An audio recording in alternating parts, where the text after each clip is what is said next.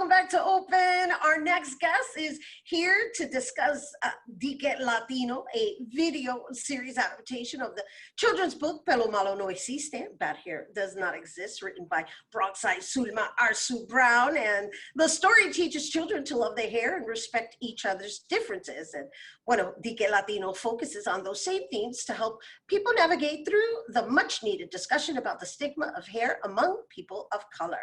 I had the pleasure of participating in D'Que Latino as Tia Cecil, and joining us to tell us more about the filming during quarantine, we welcome co-writer and executive producer Sulma Arzu-Brown, executive producer Meiling Macias Toro, and co-writer L. Blake Partners. Hello and welcome.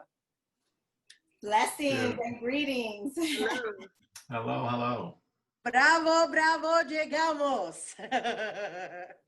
Congratulations, Sulma, on this lovely next step from a book that is so much needed within our community. Let's talk about this process because it's been a while in the making. Yeah, no, thank you so much for having me on, Rhina. Thank you to you and thank you to everyone who participated, because no man is an island, and sometimes the answer is right in front of you. When I wrote the book, I wrote it because there was a story behind the reason why I wrote the book Pelo Malo no Existe, which is a caregiver used a colloquial term to describe my daughter's thick curly hair as pelo malo, right? So the next step to that, I believe in progress, is how do we bring the stories to life? Not just my story and my journey, but the stories that I hear from all of my friends and colleagues that are Latinos, Afro-Latino, and even going, beyond, right? Our stories is so beautiful. And D'Que Latino really started, shining and coming to light during the height of the quarantine period, right? I believe that God gave each and every one of us a talent, and I literally asked, what do you want me to do with this? The script was written in 2019, co-written by L. Blake's Partners, who's here, and my spirit person said, bring it to life. Call Meiling, call Link, call Rhina, call everybody, because it's about to happen, and it happened. So we're super excited to bring it to life through BronxNet first. Woo! We're looking forward to that. So while I was part of the process, I'd like to share with our viewers what were some of the challenges and also, just how we got through this, right? Together as a unit, executing it in this remote style fashion. Meiling, would you like to answer that? And welcome. Well, thank you for having us here. And as you know, recording in Zoom has been a great platform. However, it has its challenges when you want to bring things to life that are artistically inclined. But, nonetheless, we found a way. And I think at the time, we were all new to it. I think by now we've gotten to be more experts in it. The casting process, we used that time of casting a couple of the characters that we did not have. For example, Jenny was not automatically someone that we had thought, could come to the forefront yet. We had a couple of people in mind that for whatever reasons could not make it. And then, to this earth, we prayed on it. And I know Sulma wanted someone that looked more like her, because this is the Amigo family and it is her story.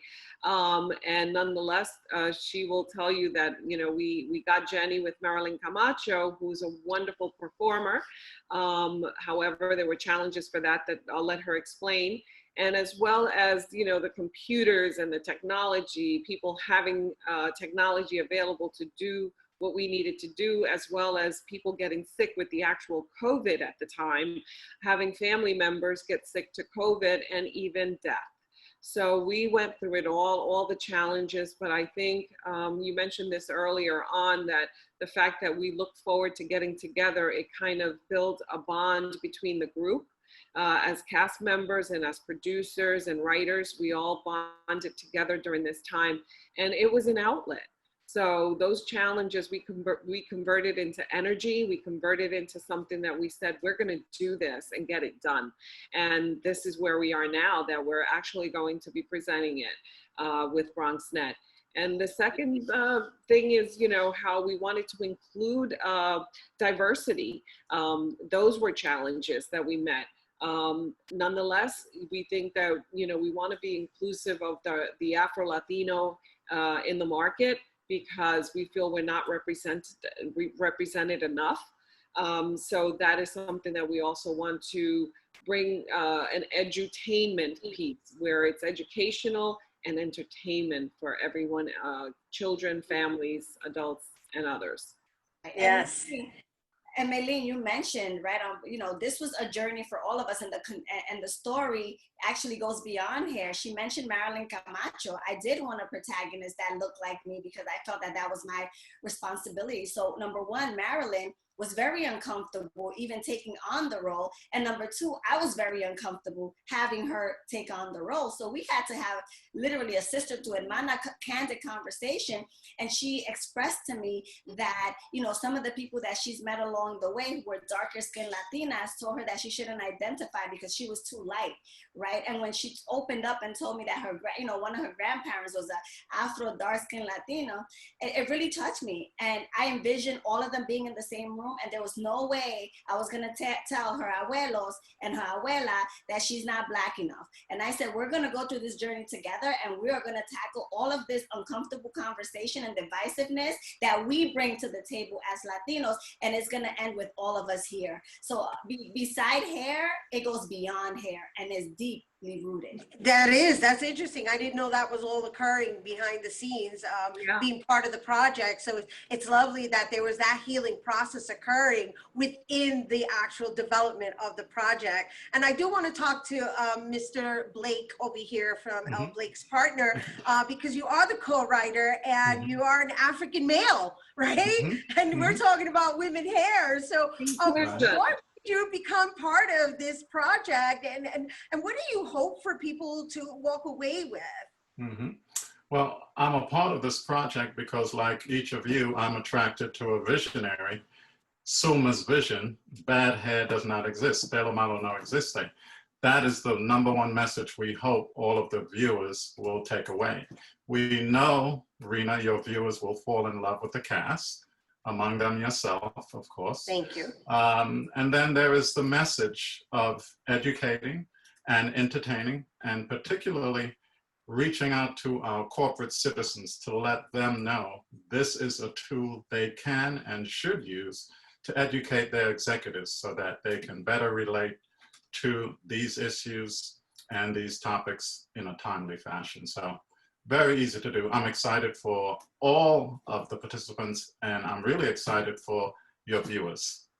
I'm excited too. I'm excited because of the messaging, and I love the fact that you mentioned corporate America, because while it may present itself to be child-oriented, right? Because I love the children actors. We forgot to mention them. They were amazing.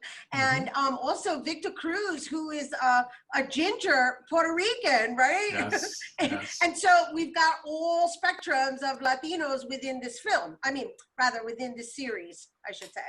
This family has something for every family, because every family is this family, and this family is every family.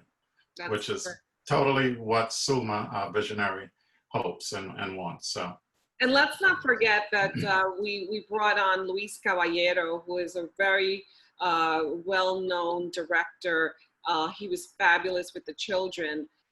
He's definitely directed children's theater, adult theater, La Lupe, Roberto Clemente off-Broadway.